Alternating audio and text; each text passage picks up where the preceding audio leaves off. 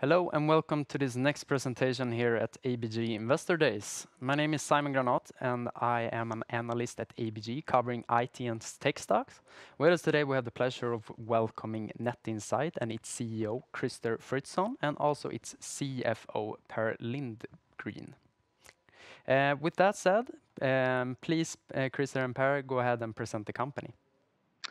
Thank you, and thank you all for listening to Net Insight's presentation.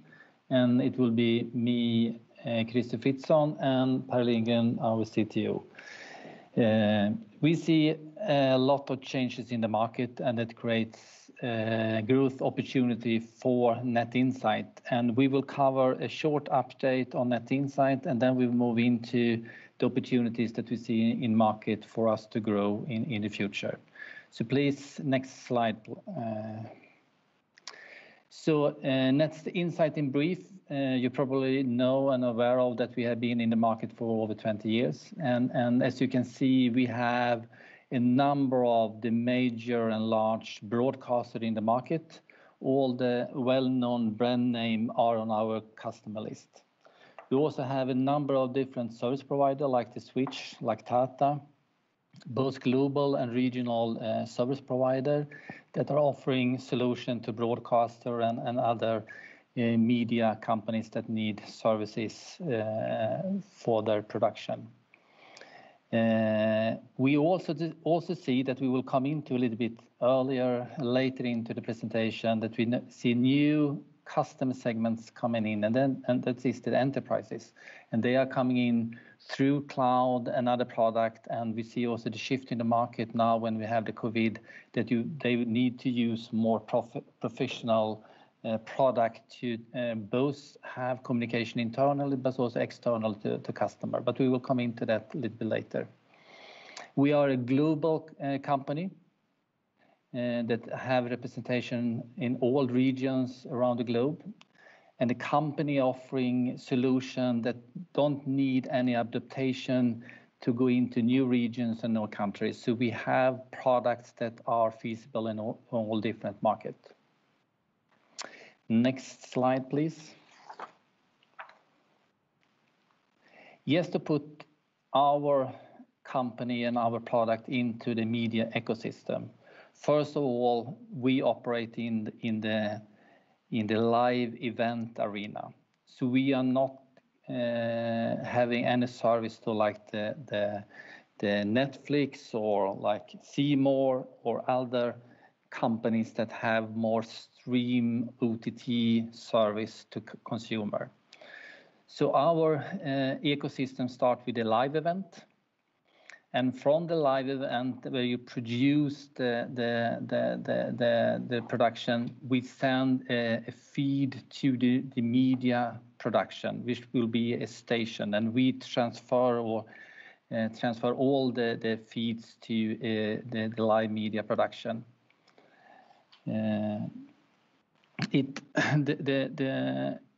The production today can be on different places. It can be in a studio, or the production can be on several different places, which will make sure that we can handle the different production, even though that they are on a number of different locations. From the production, we send the feed to the company that actually transfer the product out to the feed out to the end user. And just as an example, if you see a production in Sweden like SVT, they do the production in Sweden and send that production directly to Boxer or Telia or other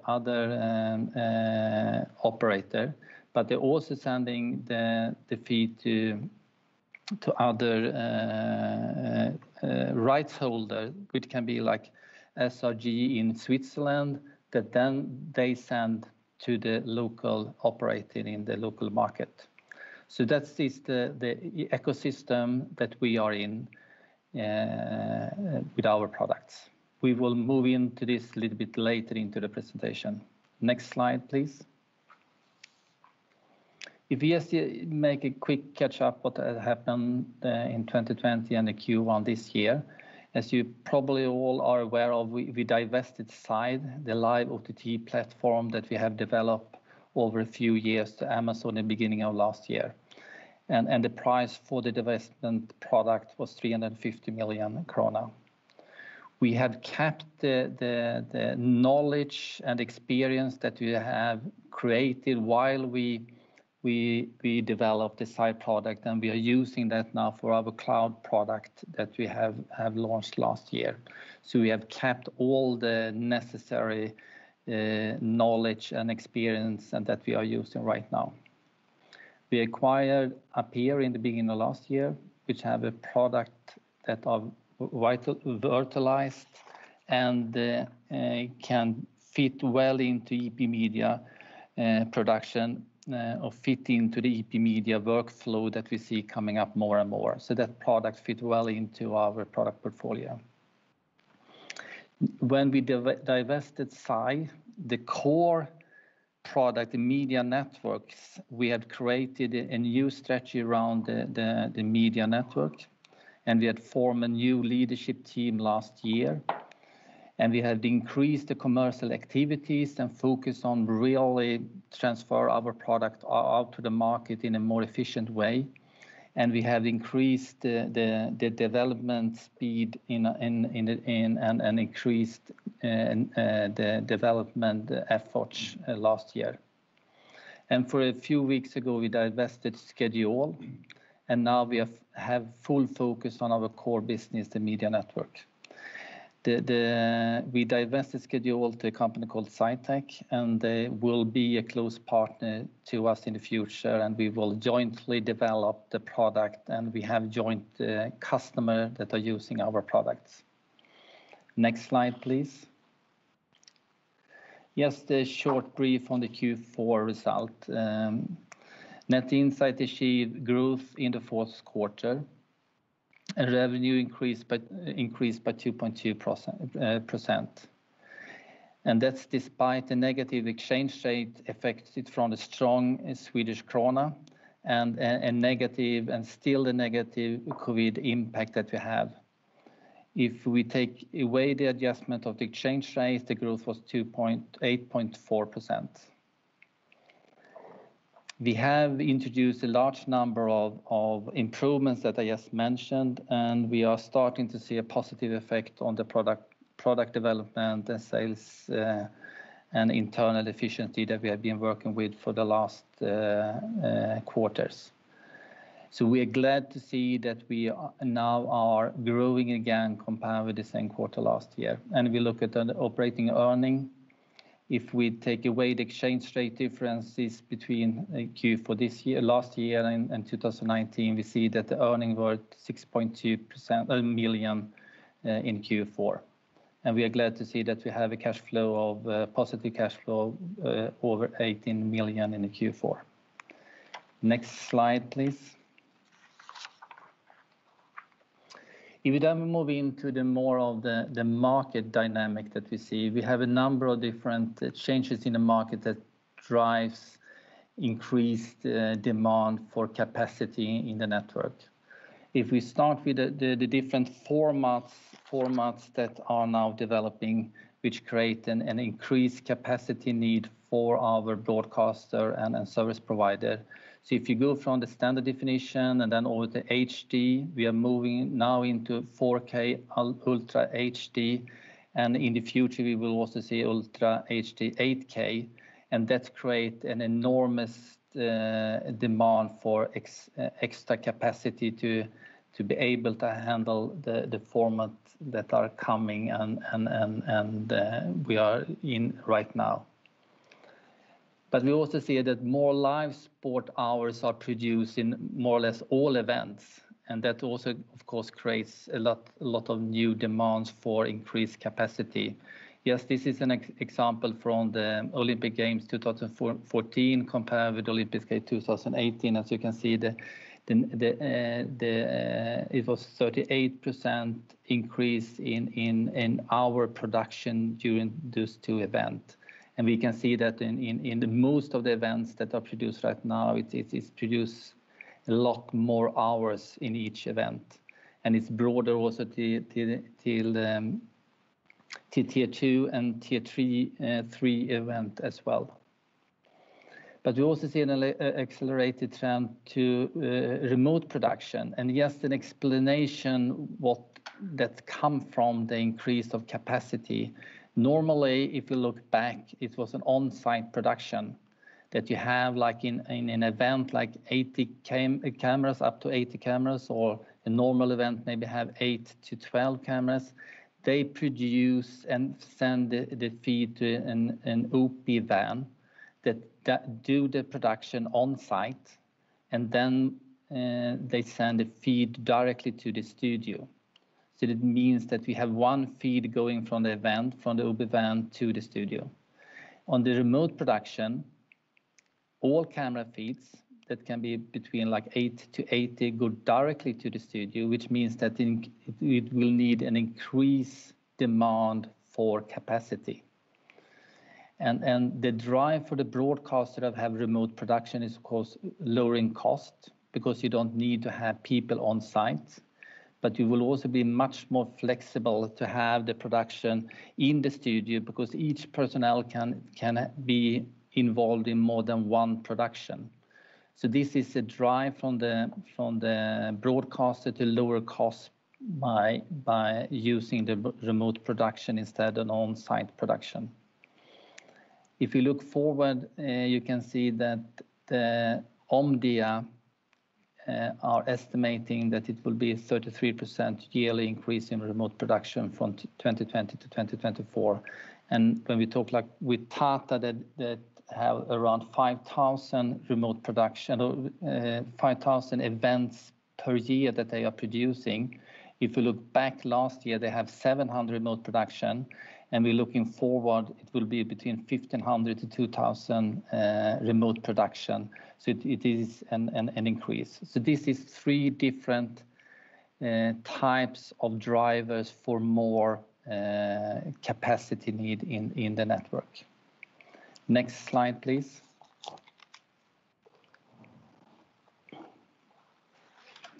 Hello. I'll just talk a little bit about some of this market transformation. There is a lot of market transformation that creates pockets of growth for us.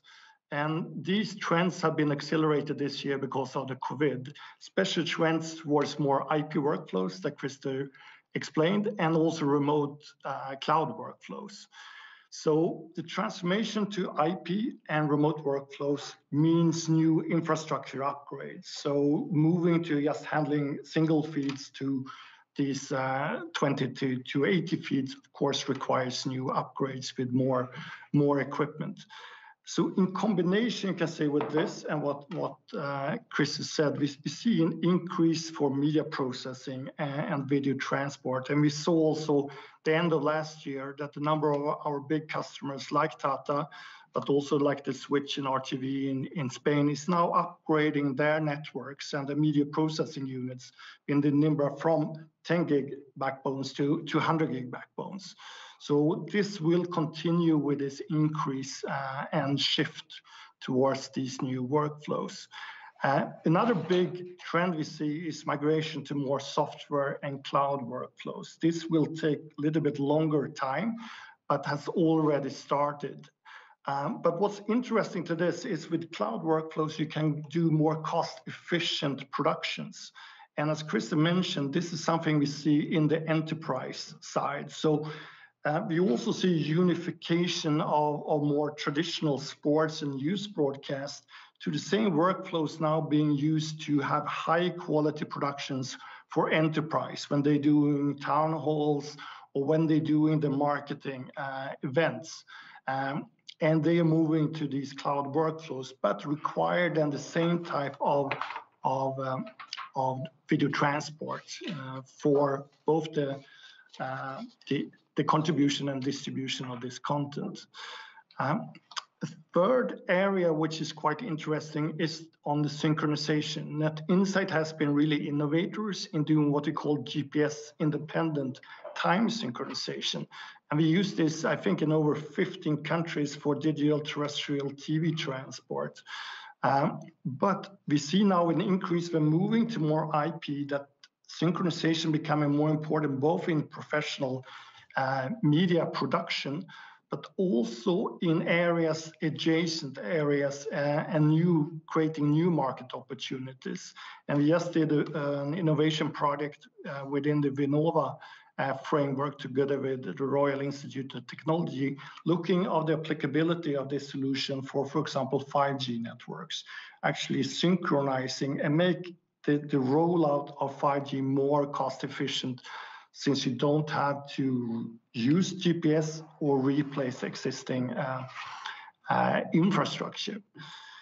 So another trend we do see is the shift from what we call perpetual to recurring price models or revenue, or moving from capex to more opex revenue. And this allows also our customers to more pay as you grow, and again allows us to enter new areas with our products. The next slide. So this is just also looking onto the cloud solutions, which we think is a big growth opportunity, both mid and long term for Net Insight. Again, we are in a very strong position given the development and know-how we did for SAI. We developed SAI for 5 years before we divested that to Amazon. But we can use same architecture and a lot of the know-how for doing business-to-business media, both for enterprise and in the news and sports environment. And Nimbra Edge is a totally open software platform that can work in the public or a private cloud environment in the data centers. It's totally open and supporting all the protocols on the market. But we are also integrating it towards our existing ecosystem with our Nimbra and Aktier products. And we have over 16,000 Nimbra units out there. So by connecting these and possibility to ingest directly into the Nimbra Edge and directly into the cloud platforms for media production, this creates a really interesting media ecosystem for the future.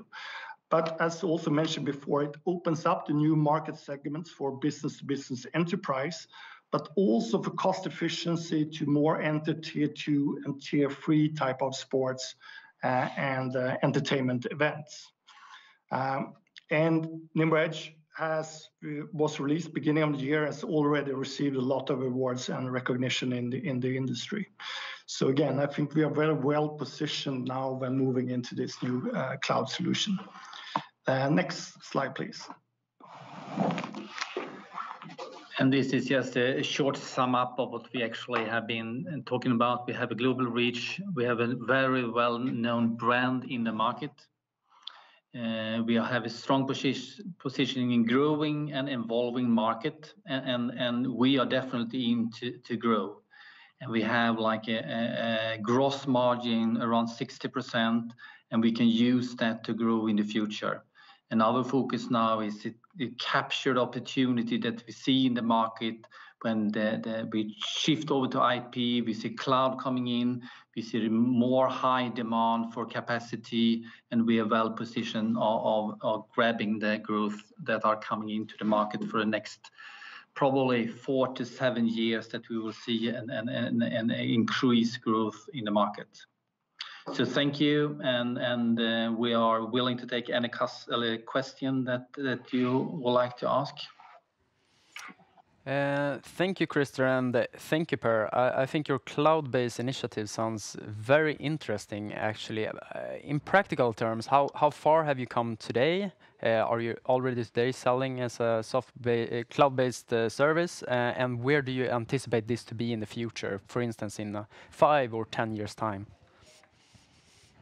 Yeah, we have the product in the market, and as we have been communicated, we have signed a number of agreements like Detta, SRG in Switzerland. So we are definitely into that market and approaching a number of customers. even though that this is a small market so far, and it's small numbers that are coming in terms of revenue so far, but we see a tremendous growth the next coming year. And the interesting thing is that we are broadening the market, and we can address new segment in the market, as Per was describing. So it's not cannibalizing on the existent product that we have or the existing market, but you can combine the cloud-based product with the existing product that we have. Like for a huge event, you can use cloud to spin out like clips into the social media, so you can drag in new customer to the live event that you are producing. So you can combine the two technologies, and I think that will be very efficient and both easy of use, but also cost efficient for the broadcasters. Thank you. Needless to say, the sports event market and perhaps the events market overall has been rather weak in 2020. Still, it feels like you managed the crisis quite well. If we head in and look into 2021, do you anticipate that a pent-up demand might be materialized? And how is your exposure to sports event in relative other events as well?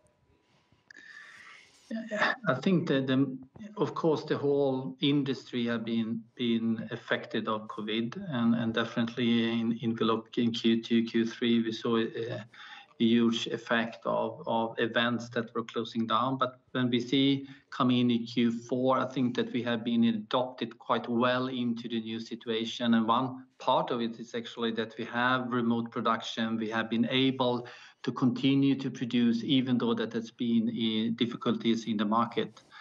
But we still, if we look into 2021, we see still that we will be affected by COVID the first half of this year, even though that we see that, like we saw in Q4, like the switch increase the capacity in US going from 10 gigabyte to 100 gigabyte. We see Tata doing the same. We see other customers that are starting slowly to upgrade the network, but it's still a very market that are really not going full speed right now, and they are a little bit waiting and seeing what will happen. And if that will be a catch up in the second half for 2022, it's remained to be seen. But definitely we see the market is picking up. Thank you. And perhaps as a final question, most companies want both growth and margins, and some want to achieve profitable growth. If you had to choose, where would you say that your primarily focus over the coming 3 years is? And as I mentioned, growth is on very high on our priority list, but we would like to have a growth with profit, of course. So we see with our 60% gross margin, we see that we can grow with profit, but we will definitely drive for growth. That's what we see, that we have a global reach. We're established in all the regions. We have connection with the customer, and we see that with the commercial activities that we are doing now, we are focused on growth. Thank you. Thank you for attending at our event today, both regarding the presentation and the following Q&A session. If you have any final remarks, you may now address them. Otherwise, I'd like to send you a big thank you. No, we will say thank you for all of you that have listening in, and if there are any additional questions, please contact me or Per, and we will be helpful to try to answer the question that you have. So thank you. Thank you.